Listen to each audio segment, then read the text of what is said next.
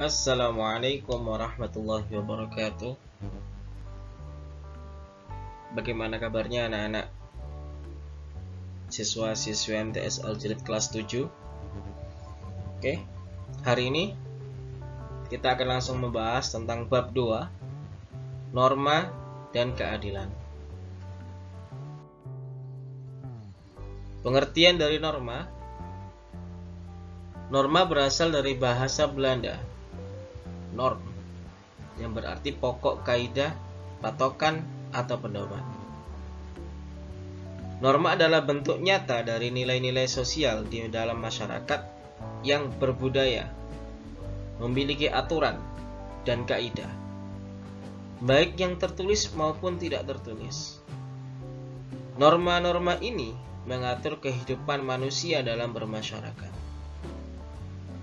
Di dalam norma terkandung aturan-aturan dan petunjuk kehidupan mengenai benar dan salah, baik atau buruk, pantas atau tidak pantas, yang harus ditaati oleh warga masyarakat. Jika norma itu dilanggar, si pelanggar akan terkena sanksi. Ketentuan tersebut mengikat bagi setiap manusia yang hidup dalam lingkungan berlakunya norma. Dalam arti, setiap orang yang hidup dalam lingkungan berlakunya norma tersebut harus mentaatinya. Macam-macam norma. Ada norma kesusilaan. Ketika seseorang akan berbohong, sebenarnya hatinya ingin menyuarakan kebenaran. Apabila menuruti suara hati, seseorang akan cenderung bertindak baik dan benar. Seseorang yang berbuat berdasarkan suara hati nurani merupakan gambaran orang yang mempertimbangkan norma kesusilaan dalam kehidupannya. Norma kesusilaan adalah peraturan hidup yang berkenaan dengan bisikan kolbu dan suara hati nurani manusia. Yang kedua ada norma hukum. Ketentuan yang dibuat oleh pejabat yang berwenang yang mempunyai sifat memaksa untuk melindungi kepentingan manusia dalam pergaulan hidup di masyarakat dan mengatur tata tertib kehidupan bermasyarakat. Yang ketiga ada norma kesopanan. Norma yang berhubungan dengan pergaulan manusia dalam kehidupan sehari-hari. Norma kesopanan bersumber dari tata kehidupan atau budaya yang berupa kebiasaan-kebiasaan masyarakat dalam mengatur kehidupan kelompoknya. Manusia sebagai makhluk sosial memiliki kecenderungan berinteraksi atau bergaul dengan manusia lain dalam masyarakat. Hubungan antar manusia dalam masyarakat ini membentuk aturan-aturan yang disepakati tentang mana yang pantas dan mana yang tidak pantas. Keempat, ada norma agama. Sekumpulan kaidah atau peraturan hidup manusia yang sumbernya dari wahyu Tuhan, dari Allah. Penganut agama meyakini bahwa apa yang diatur dalam norma agama berasal dari Tuhan yang Maha Esa, yang disampaikan kepada Nabi dan Rasul-Nya untuk disebarkan kepada seluruh umat manusia di dunia. Kita membahas tentang arti penting norma. Aturan dalam masyarakat memiliki arti penting bagi terciptanya ketertiban dan keharmonisan masyarakat. Norma dalam masyarakat terbentuk karena ada berbagai perbedaan individu sebagai makhluk individu. Manusia memiliki kepribadian, kepentingan, keinginan, tujuan hidup yang berbeda satu dengan yang lain. Agar segala perbedaan tersebut tidak menimbulkan perpecahan dan ketidaktertiban dalam masyarakat, dibuatlah peraturan atau norma. Fungsi aturan dalam masyarakat lain: 1. Pedoman dalam bertingkah laku.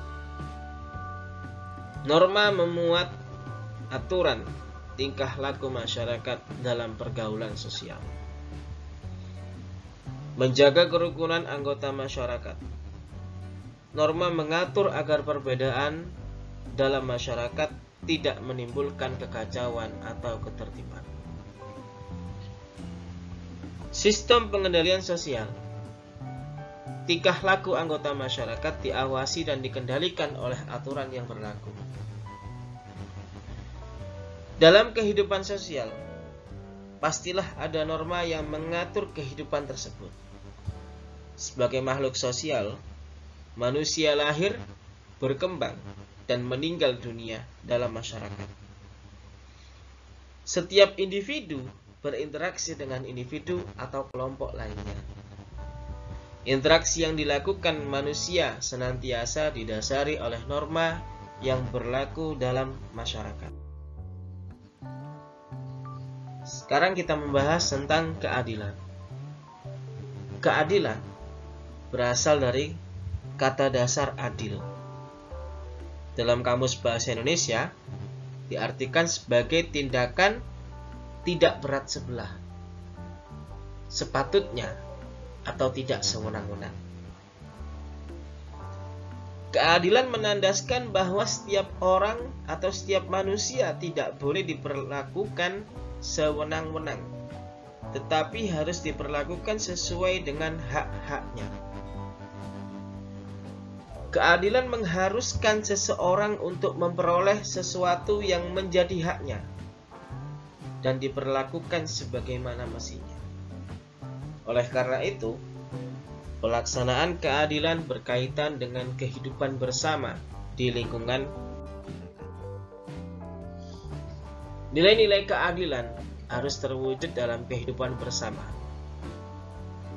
Yang pertama adalah keadilan distributif, yaitu suatu hubungan keadilan antara negara terhadap warganya. Dalam arti pihak negara yang wajib memenuhi keadilan dalam bentuk keadilan membagi, dalam bentuk kesejahteraan, bantuan, subsidi, dan kesempatan hidup bersama yang didasarkan atas hak dan kewajiban. Yang kedua adalah keadilan legal, yaitu hubungan keadilan antara warga negara terhadap negara dan pihak warga negara wajib memenuhi keadilan dalam bentuk mentaati peraturan perundang-undangan yang berlaku. Yang ketiga ada keadilan komutatif, yaitu suatu hubungan keadilan antara warga satu dengan yang lainnya secara timbal balik. Menurut pandangan hukum, keadilan mengandung arti adanya jaminan negara terhadap anggota masyarakat untuk mendapatkan apa yang menjadi haknya dan memperoleh perlakuan yang sama di hadapan hukum. Hukum menjaga dan melindungi hak-hak anggota masyarakat agar tercipta keadilan di depan hukum. Tidak ada seorang pun warga negara yang diistimewakan. Semua warga negara, baik pejabat negara, warga negara, dan orang asing wajib mentaati hukum. Dengan demikian, norma hukum berlaku adil bagi semua warga negara. Perilaku sesuai norma. Norma kesusilaan, norma kesopanan, dan norma hukum akan selaras apabila pelaksanaannya dilandasi dengan nilai-nilai ketuhanan yang bagus. Kehidupan dalam masyarakat tidak akan berjalan secara selaras atau harmonis apabila masyarakat tidak mematuhi norma-norma yang berlaku. Manusia sebagai makhluk sosial hidup dan berada di tengah-tengah masyarakat sekaligus menjadi warga dan anggota masyarakat yang bersangkutan. Sudah merupakan kelaziman bahwa dalam suatu masyarakat ada norma dan ada aturan yang berlaku. Norma dan aturan tersebut wajib ditaati oleh semua anggota masyarakat. Ketaatan adalah sikap patuh pada aturan yang berlaku. Kepatuhan harus muncul dari dorongan tanggung jawab sebagai warga negara yang baik. bukan disebabkan oleh adanya sanksi atau hadirnya aparat negara. Sikap taat akan muncul pertama kali dalam diri sendiri apabila sudah menjadi kebiasaan, dimanapun berada. Sikap patuh terhadap norma-norma yang berlaku dalam kehidupan bermasyarakat, berbangsa, bernegara, bukan lahir karena keadaan terpaksa, takut dikenakan sanksi, atau karena kehadiran aparat penegak hukum.